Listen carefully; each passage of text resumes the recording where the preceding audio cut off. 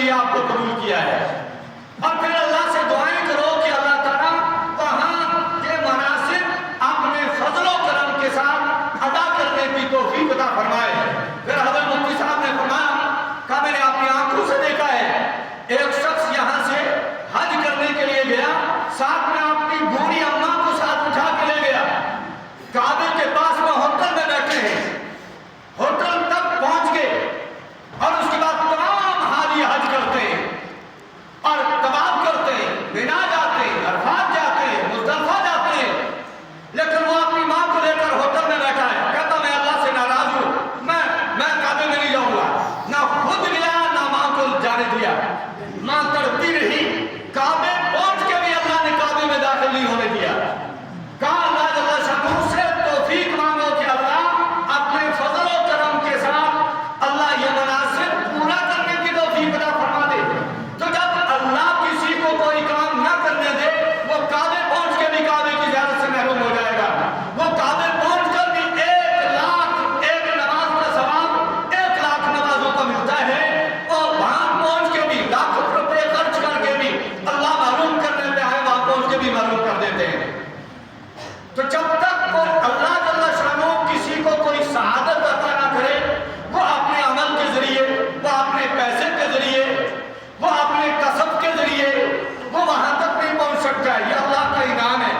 تو اللہ جل شانہ نے جو صحابہ کو مقام دیا, حضرت رسول اکرم صلی اللہ علیہ وسلم کا ساتھی بنا دیا, حضور کے ارد گرد میں بیٹھنے والے بنا دیے, حضور کی مبارک زبان سے قرآن انہوں نے سیکھا, حضور کی مبارک ارشادات اپنے کانوں سے سنے اور ان کو پھر محفوظ کیا, اور ان کو آنے والی امت تک اس کو من و ان بغیر کسی خرد برج کے اس کو وہاں تک پہنچایا. گویا اس امانت کو جبریل امین نے محمد رسول اللہ کے حوالے کیا تھا, اور محمد رسول اللہ نے یہ دین کی امانت صحابہ کے حوالے کی, صحابہ نے تعلیم کے حوالے کر دی, اور اس طرح یہ کہ بعد دیگرے یہ امانت ہم تک پہنچی. تو حضرات صحابہ رضی اللہ عنہم اجمعین, ان کی عظمت کے لیے اتنا ہی کافی ہے کہ وہ اصحاب رسول ہیں صلی اللہ علیہ وسلم.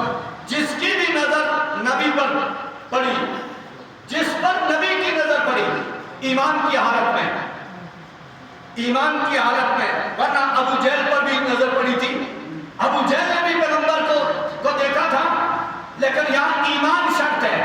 ایمان کی حالت میں, بلکہ علماء یہاں تک لکھتے ہیں ایک بچہ ابھی پیدا ہوا اور اس کو اٹھا کر حضور کی خدمت پہ لے گئے. اب وہ نہ اپنے ماں باپ کو پہچانتا ہے, نہ وہ وقت کے پیغمبر کو پہچانتا ہے, نہ اس کے سامنے ابھی اللہ کا کوئی تذکرہ ہے. لیکن ایسے اس بچے کو اگر نبی کے سامنے رکھ دیا اور اللہ کے نبی کی نظر اس بچے پر پڑ گئی, کیونکہ یہ مسلمان گھر میں پیدا ہوا ہے, کیونکہ ایمان والے کے گھر میں کل مولود یولد علی الفطرہ وابواہ یحودان وینصران ویمجسان, ہر پیدا ہونے والا بچہ فطرت اسلام میں پیدا ہوتا ہے. اس کے ماں باپ اس کو یہودی بناتے ہیں, اس کے ماں باپ اس کو نصرانی بناتے ہیں, اس کے ماں باپ اس کو مجوسی بناتے ہیں. اور جس گھر میں بچہ پیدا ہو فطرت اسلام میں پیدا ہوتا ہے. اب صحابی کا بچہ صحابی کے گھر میں پیدا ہوتا ہے, اللہ کے نبی کی خدمت پہ پہنچاتے ہیں کہ آپ سنت تحنیک فرما دیجئے. تحنیک کھجور چبا کر بچے کے تالو کے ساتھ لگانا مستقل سنت ہے. ہم نے یہ سب چیزیں ہم نے نکال دی. ان کو کوئی آج تو ہمارے معاشرے میں اس کا تصور تک نہیں ہے, بلکہ صحابہ کرام رضی اللہ عنہم اجمعین جب بچہ پیدا ہوتا تھا حضور کی خدمت میں لاتے تھے. اور یہ بھی حدیث میں موجود ہے کتنے بچے ہیں جنہوں نے نبی کی گود میں پیشاب کیا ہے, ان کے نام بھی موجود ہیں. کرے گا کوئی؟ اب نانا کی گود میں نواسا پیشاب کرتا ہے, کوئی اس کا تذکرہ کرتا ہے؟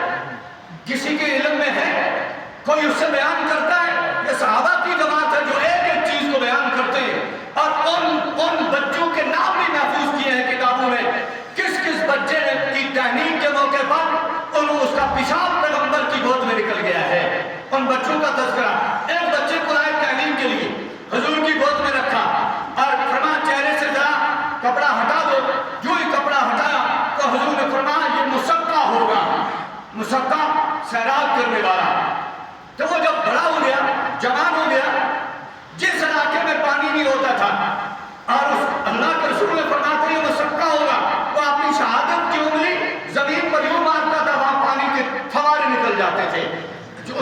हुजूर ने फरमाती मुसक्का होगा। बहरहाल सहाबाए किराम रज़ी अल्लाह अजमाइन, वो बच्चा जो गोद में रखा है, पैगंबर की नजर उस बच्चे पर पड़ गई। मुहद्दिसीन लिखते हैं इसको सहाबियत का शर्फ हासिल हो गया और ईमान के साथ में पैगंबर की ज़ियारत, फिर खात्मा भी ईमान पर, खात्मा भी ईमान पर। तो वो सहाबी रसूल, सहाबा का वो तबका, अल्लामा सयूती रहमतुल्लाह अलैह ने जो तज़किरा किया है, मुख्तलिफ मखलूकात का तज़किरा किया है। उसमें जिन्नात का तज़किरा है, इंसानों का तज़किरा है, फरिश्तों का तज़किरा है। जिन्नात की जो किस्में बयान की हैं उनमें भी मुख्तलिफ, जिस तरह मुसलमानों में शिया भी हैं, सुन्नी भी हैं और मुख्तलिफ मकतबाए फिक्र के साथ उनके ताल्लुकात हैं, इसी तरह जिन्नात के अंदर, उनके अंदर भी ये तमाम मकतबाए फिक्र के लोग मौजूद हैं। अल्लामा सयूती अलैहि रहमा वो फरमाते हैं कि उस मखलूक के अंदर भी सबसे ज्यादा मुअज़्ज़ज़, सबसे ज्यादा मुकर्रम, सबसे ज्यादा मुक़द्दस तबका सहाबा को माना जाता है। सहाबाए किराम रज़ियल्लाहु अन्हुम अजमाइन, सहाबा की अज़मत ऐसी थी। मैं और आप जो अपना तारुफ करते हैं कि आप कौन है, मैं डॉक्टर हूँ, मैं इंजीनियर हूँ, मैं बिजनेसमैन हूँ, मैं फलां हूँ, मैं फलां हूँ, ये हमारा तारुफ है और इसके कराने में कोई हर्ज नहीं। यानी हम अपना तारुफ इस अंदाज से करते हैं, ये बहुत बड़ा जमींदार है, ये बहुत बड़ा चौकीदार है, ये बहुत बड़ा ठेकेदार है, ये बहुत बड़ा डॉक्टर है, ये बहुत बड़ा इंजीनियर है, ये हमारे तारुफ है।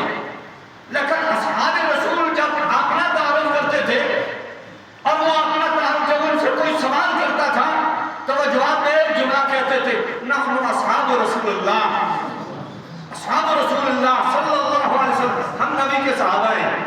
वो अपना तारुफ इस तरह से अंदाज से करते थे, नहनु असहाब रसूलुल्लाह सल्लल्लाहु अलैहि वसल्लम, हम नबी के सहाबा हैं।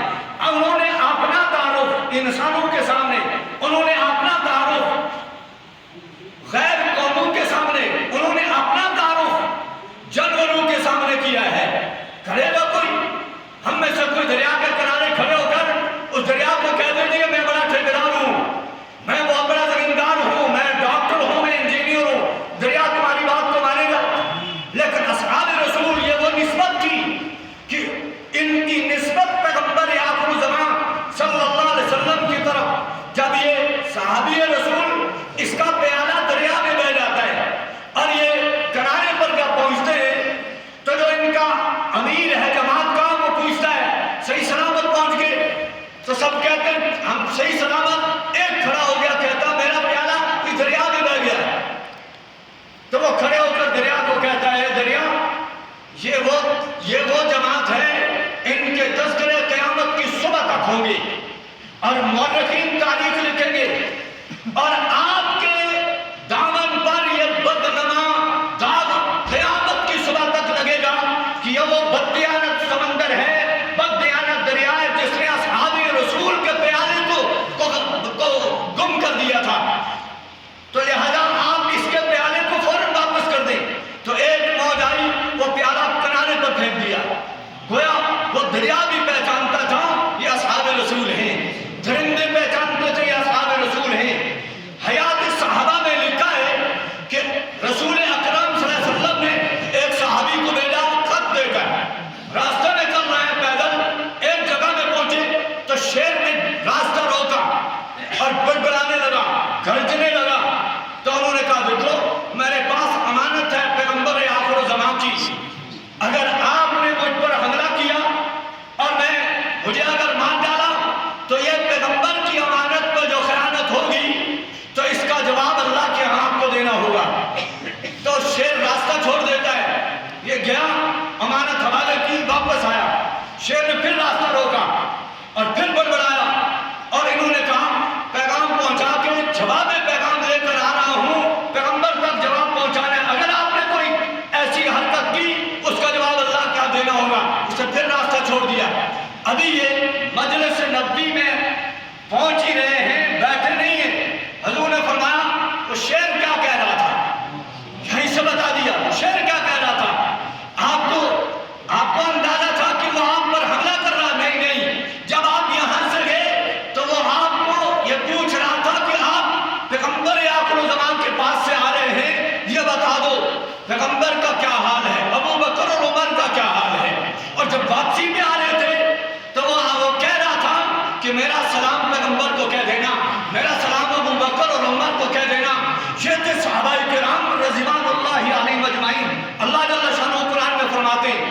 آمنوا بمثل ما آمنتم به فقد اهتدوا، ایسا ایمان لاؤ جیسے صحابہ ایمان لائے. ساری آنے والی ساری امت کا کہ ایمان کی کسوٹی صحابہ کو بنا دیا. آپ نے ایمان کو ان کے ایمان پر پرکھو، آپ نے عمل کو ان کے عمل پر پرکھو، آپ نے اخلاق کو ان کے اخلاق پر پرکھو، آپ کی تلاوت کو ان کی تلاوت پر پرکھو، اپنے صدقات و زکات کو ان کی صدقات و زکات پر پرکھو. یہ ایک ایسی جماعت ہے کہ یہ تمہارے لیے آئینہ بنا دیا اور اس میں اپنا چہرہ دیکھو، جہاں بدنما داغ ہے اور اس کو دھونے کی کوشش کرو مرنے سے پہلے. تو اللہ جل شانہ نے صحابہ کرام کے ایمان کو کسوٹی بنا دیا. ایسا ایمان لاؤ. صحابہ کرام نبی پاک صلی اللہ علیہ وسلم پر ایمان لائے. پھر ایمان کا تقاضا نبی سے محبت کرو. کیسی محبت؟ صرف دعوے کی محبت نہیں. میں عاشق رسول ہوں، نماز تو نہیں پڑھتا لیکن ہوں میں عاشق، زکات تو نہیں دیتا ہوں عاشق، قرآن تو نہیں پڑھتا، قرآن کے ساتھ دور کا تعلق بھی نہیں ہے لیکن ہوں میں عاشق. ایسے عاشقوں کی کوئی ضرورت نہیں. جو نبی کے عاشق ہوتے ہیں، جو نبی سے محبت کا دعویٰ کرتے ہیں، وہ نبی کو سب سے پہلے نبی کے قرآن کو سیکھنے کی فکر کرتے ہیں، نبی کی سنتوں کو تلاش کر کے اپنی زندگی میں اس کو عملانے کی فکر کرتے ہیں. حضرات صحابہ رضی اللہ عنہم اجمعین، اس اعتبار سے آپ صحابہ کو دیکھو، ایک سے ایک بڑھ کر نظر آتا ہے، ایک سے ایک بڑھ کر نظر آتا ہے، اور ان کے اندر ایسی محبت ہے. ایک آ کر سوال کرتا ہے، یا رسول اللہ قیامت کب آئے گی؟ یہ قرآن پاک میں اتنا تذکرہ ہے قیامت کا، قیامت کب آئے گی؟ متى هذا الوعد ان کنتم صادقین، کب ہوگا یہ وعدہ پورا؟ یہ تو مشرکین کہتے تھے اگر ایک پیغمبر آپ اس خبر میں سچے ہیں تو یہ بتا دو یہ واقعہ کب ہوگا قیامت کا. اللہ جل شانہ نے اس کے جواب میں فرمایا کہ قیامت کا علم سوائے اللہ کے کسی کو نہیں ہے، لیکن قیامت ضرور آئے گی. ایک صحابی عرض کرتے ہیں، یا رسول اللہ قیامت کب آئے گی؟ تو حضور نے فرمایا تجھے کیا کرنا ہے؟ آپ نے قیامت کے دن کے لیے کیا تیاری کی ہے؟ تو میں نے عرض کیا، یا رسول اللہ میرے پاس تو کچھ بھی نہیں ہے، میں خالی ہاتھ ہوں، نہ نمازیں ہیں اتنی، نہ روزہ ہے، نہ نیک اعمال ہے، کچھ بھی نہیں، بس ایک عمل ہے، میں اللہ اور اس کے رسول سے محبت کرتا ہوں. تو اللہ کے رسول صلی اللہ علیہ وسلم نے فرمایا کہ جو جس سے محبت کرتا ہے قیامت کے دن اسی کے ساتھ ہوگا.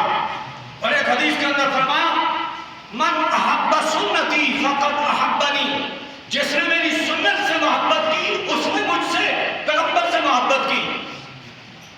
من احب سنتی فقد احبنی من احبنی کان معی فی الجنہ، اور جس نے میرے ساتھ محبت کی وہ میرے ساتھ جنت میں جائے گا. ایک صحابی رضی اللہ تعالیٰ عنہ حضور کی خدمت کر رہے ہیں اور پانی ڈال رہے ہیں، حضور وضو فرما رہے ہیں.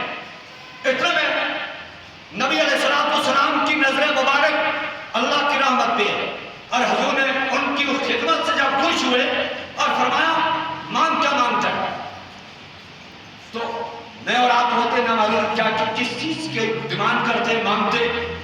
تو وہ کہنے لگے، عرض کیا یا رسول اللہ آپ تو نبیوں کے بھی امام ہیں، جنت میں جو آپ کا مقام ہوگا وہ تو سارے نبیوں سے بھی اونچا ہوگا.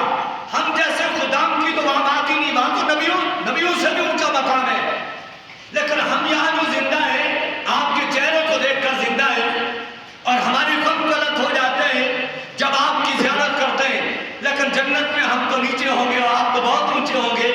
اب آپ یہ سوال کر رہے ہیں کہ مانگو، کیا مانگنا ہے؟ تو میری درخواست یہ ہے کہ اللہ یا رسول اللہ یہ دعا اللہ سے کیجئے اللہ مجھے جنت میں بھی آپ کے ساتھ رکھ دے. یہ سوال کر دیا، یعنی ہر وقت پیغمبر کی معیت اللہ نے دنیا میں بھی دے دی اور آخرت میں بھی اللہ تعالیٰ سب کو نصیب کریں گے. اللہ اس ایمان کی حفاظت فرمائے. ایمان پر خاتمہ ہوا تو نبی کی زیارت بھی ہوگی، نبی کا قرب بھی ملے گا. اللہ کامل ایمان نصیب فرمائے. صحابہ کرام رضی اللہ عنہم اجمعین وہ نبی کی صحبت کے لمحات کی قدر کو جانتے تھے کہ نبی کے پاس میں بیٹھنا یہ کتنی بڑی عظمت کی بات ہے. نبی کے ساتھ تھوڑی دیر کے لیے بیٹھ جانا یہ سعادت جن خوش نصیبوں کو مل گئی ان کو مل گئی، اور جن کو نہیں ملی انہوں نے ہزار کوششیں کی لیکن باوجود نہیں ملی. علماء نے لکھا ہے کئی صحابہ وہ ہیں جو عمر میں نبی علیہ السلام سے بڑے لیکن ایمان بھی قبول کیا لیکن اس کے باوجود نبی کی زیارت نہیں کر سکے. یعنی ایمان تو قبول، ایمان مل گیا، نبی کی زیارت نہیں کر سکے. سوید بن غفلہ رحمہ اللہ تعالی بہت بڑے تابعین میں سے، یہ نبی علیہ السلام کے زمانے میں موجود تھے اور وہ جانا چاہتے تھے میں نبی کی زیارت کروں، مدینے جاؤں اور تاجدار مدینہ کی خدمت میں حاضر ہو جاؤں. جو گھر سے نکلتے ایسا کوئی کام پڑتا پھر رک جاتے، پھر تیار ہوتے پھر رک جاتے. ایک دن موقع ملا اور یہ پہنچے مدینہ طیبہ. جو ہی پہنچے صحابہ کی جماعت آگے سے آ رہی ہے اور انہوں نے چہرے سے دیکھا کہ یہ کوئی مسافر ہے، اس کا چہرہ ہی بتا رہا ہے کہ وہ لمبا سفر کر کے آیا ہے. تو ان سے پوچھا آپ کہاں سے آئے؟ فلاں جگہ سے. کہاں جانا ہے؟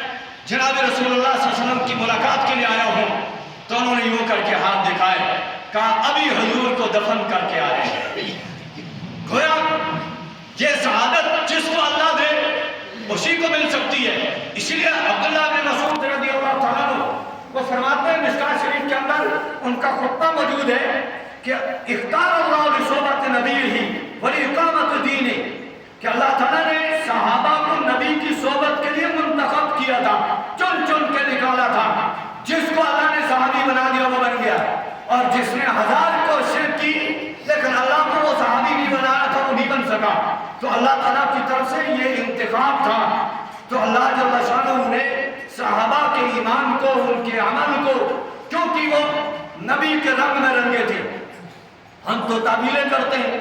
آپ نے وہ سنا ہوگا واقعہ کہ غزوہ احزاب کے موقع پر جب تمام مشرکین انہوں نے جب بارگی حملہ کیا مدینہ طیبہ پر، تو نبی علیہ السلام نے صحابہ سے مشورہ کیا اور فرمایا کیسے ان کا دفاع کیسے کیا جائے. سلمان فارسی رضی اللہ تعالیٰ عنہ کھڑے ہوئے اور انہوں نے عرض کیا رسول اللہ، فارس میں ہم دشمن کا مقابلہ اس طرح کرتے ہیں، ہم خندق کھود دیتے ہیں، کیونکہ اس زمانے میں فضائی حملے نہیں ہوتے تھے، اس طرح کے ہتھیار نہیں تھے، زمین پہ لڑتے تھے آمنے سامنے، تو بیچ میں خندق کھود دیتے تھے، دشمن ہم تک پہنچ نہیں سکتا تھا.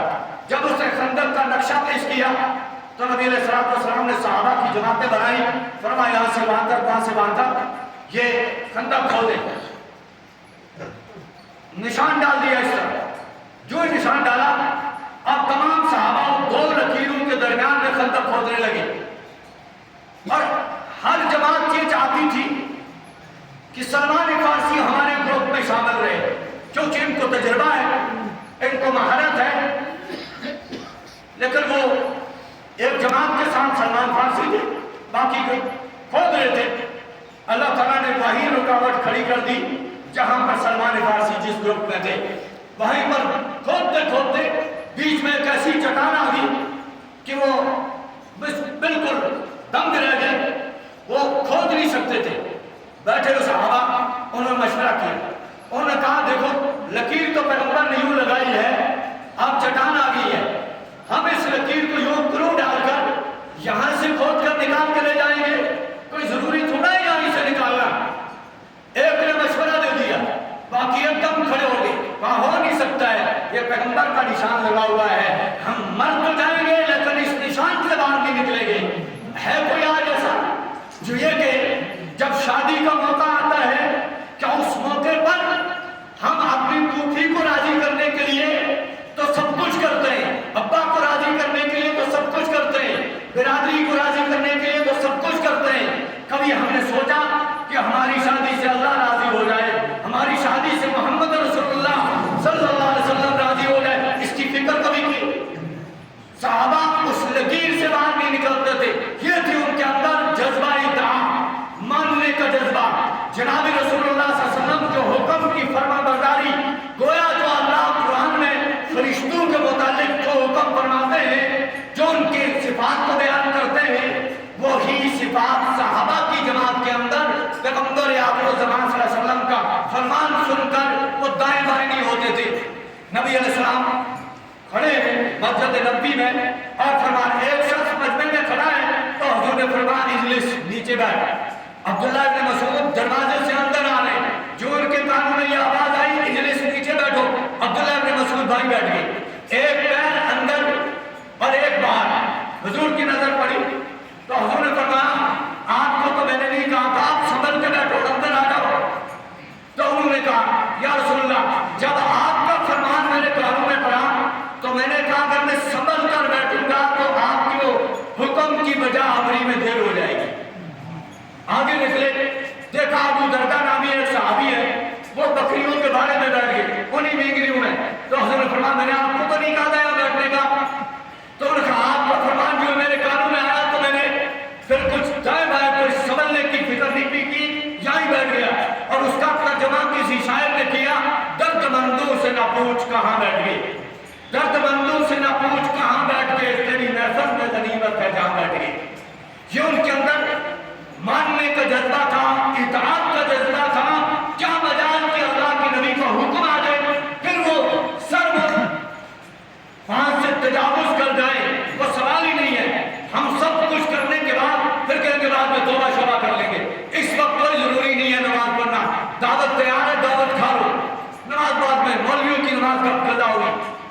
जब मौलवियों की कदा नहीं हुई तो मुक्तदियों की कब कदा हुई?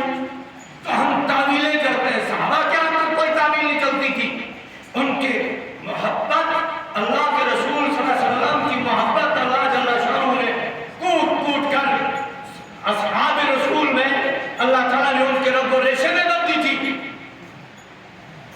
और उस वक्त ईमान कबूल करना यूं ही नहीं, अल्लाह जल्ल शाह फरमाते फइन आमनु बिमिस्लि मा आमनतुम बिही फक़द इह्तदौ, ऐसा ईमान लाओ। मक्के में जब जिन लोगों ने ईमान कबूल किया वो तो आजमाइश की चक्की में पीस के उनको रख दिया था। और कुरान ने कहा, कुरान ने उनकी इब्तिला उनकी आजमाइशों के तज़किरे दिए। ग़ज़वा आज़ाब के मौके पर होना कब तो लिया मुमिनीन व ज़ुलज़िलू ज़िलज़ालन शदीदा, सहाबा को झंझोड़ के रखा है। उस वक्त ईमान लाना कोई मामूली बात नहीं थी। सैयदा सुमैया रज़ियल्लाहु अन्हा जब मक्के में ईमान कबूल किया, अबू जहल मुकाबले में आए, कहने लगे पैगंबर का दामन छोड़ दे नहीं तो तेरे चीर कर टुकड़े कर दूंगा, गोटी गोटी कर दूंगा। तो उन्होंने कहा यह ईमान अब रब्बो रेशे में दाखिल हो गया है, दुनिया की कोई ताकत अब इससे नहीं निकाल सकती। तो उन्होंने सजा दी। वो बड़ा चौधरी था, उसकी हुकूमत थी। और हदीस में मेरी उम्मत का फिरौन, मेरी उम्मत का फिरौन अबू जहल था। अब इस उम्मत का फिरौन खड़ा हो गया जिसका उस फिरौन ने कहा था युज़ब्बिहूना अबनाअकुम व यस्तहयूना निसाअकुम, वो तुम्हारे बच्चों को कत्ल करेगा, बच्चियों को जिंदा छोड़ता था। ये फिरौन उठा और इससे कहा पैगंबर का दामन छोड़, और रस्सी बांधी काम के साथ और वहां से ऊंट के गले में बांध दी। इस काम के साथ बांधकर इस ऊंट के गले में बांध दी। कहा ईमान छोड़ दे, पैगंबर के दामन को छोड़ दे, नहीं तो इस ऊंट को इधर दौड़ाऊंगा, इसको इधर दौड़ाऊंगा, बर्छा मार के टुकड़े कर दूंगा। तो उन्होंने कहा मुझे इस पहाड़ के दामन में जन्नत के 8 दरवाजे खुले अपनी आंखों से नजर आते हैं, मैं पैगंबर के दामन को नहीं छोड़ सकती। तो कर अपने नाम तका कर, तुझे क्या करना है? इन्नमा तब्गी फिर हयात दुनिया, जो कुछ तू कर सकता है वो तो इस दुनिया में कर सकता है, लेकिन मैं ईमान नहीं छोड़ सकती, पैगंबर का दामन को नहीं छोड़ सकती। आखिर उसने बर्छा मार के और उनके चीर के 2 टुकड़े कर दिए। यह तारीख इस्लाम की पहली शहीद है। जो बहुत मस्तूरात है वो खातून है जिसका खून इस पैगंबर के दीन की आबियारी के लिए जो मक्के की सरजमीन पर गिरा। आज से 10-15 साल पहले की बात है, हमारा एक साथी उमरा करने के लिए गया। कदमात वहां मक्के के पहाड़ों में टनल निकाल दिए गए, रोडें निकाल दी गई। कहा एक जगह में पहाड़ में जेसीबी लगाई और वो खोदने लगी। खोदते खोदते एक जगह में पहुंची, वहां से खून के फवारे निकलने लगे। और ड्राइवर ने मशीन को रोका, किसी ने कहा जिन दूत होंगे, कोई और मखलूक होगी। दोबारा थोड़ी देर के लिए उस मशीन को काम रोकना पड़ा।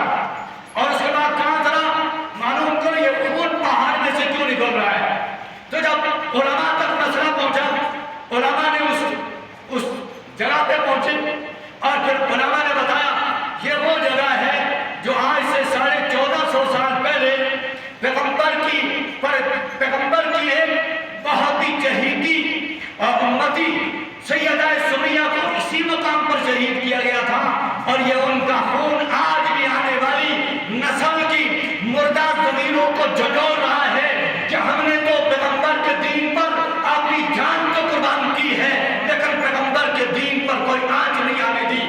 हजरात सहाबा रज़ियल्लाहु अन्हुम अजमाइन को इस दर्जे की उनकी मोहब्बत थी पैगंबर आखिर ज़मान के साथ, उनके कुरान के साथ, उनके दीन के साथ, नमाज के साथ, रोजे के साथ।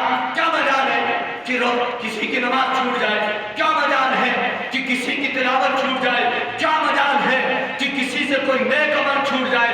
वो नेक अमल का मजमूआ था सहाबाए किराम, उनके जालू को देखकर दूसरों को ईमान नसीब होता था, उनके अखलाक को देखकर और बेहिदायतों को हिदायत मिल जाती थी। बहरहाल अल्लाह जल्ला शानू ने उनको बेशुमार सिफात से नवाजा था। अल्लाह जल्ला शानू ने जो उनको अपने पैगंबर की मोहब्बत नसीब फरमाई थी वो इस दर्जे की थी। हम तो ज़बानी दावे करते हैं, लेकिन जब मौका आता है उस पैगंबर की मोहब्बत के इजहार का और उसमें हम जीरो साबित हो जाते हैं। हजरात सहाबा और सहाबिया वो इस दर्जे के थे। ज़बानी मोहब्बत के दावे किसी ने दावा नहीं किया है, लेकिन अपने अमल से पैगंबर की मोहब्बत को साबित करके दिया है, कि दिखाया है, और तारीख इस पर गवाह है कि जनाब रसूलुल्लाह सल्लल्लाहु अलैहि वसल्लम से ऐसी मोहब्बत अल्लाह, मैंने एक हदीस पढ़ी थी, अल्लाह के रसूल फरमाते हैं ला युमिनु अहदुकुम, तुम में से कामिल ईमान वो शख्स तब तक कामिल ईमान नहीं पा सकता जब तक उसके दिल में मेरी मोहब्बत उसकी जान से, उसकी औलाद से, उसके माँ बाप से, सारी मखलूक से ज्यादा पैगंबर की मोहब्बत ना आ जाए। एक बूढ़ी औरत है ज़ईफ़ुल उमर, ग़ज़वा उहद में उसका बेटा भी, भाई भी, खामद भी सब गए, और इतना जब हुजूर के दंदान मुबारक शहीद हो गए, किसी ने खबर दी कि हुजूर शहीद हो गए, तो जब वो निकली है बेकरार होकर, तो रास्ते में उनके बेटों की शहादत की खबर, उनके भाइयों की शहादत की खबर, उसके शौहर की शहादत की खबर उनको रास्ते में दे रहे, लेकिन वो किसी की परवाह नहीं करती, वो आगे बढ़ती चली जा रही है। चली थी अभी जलंधर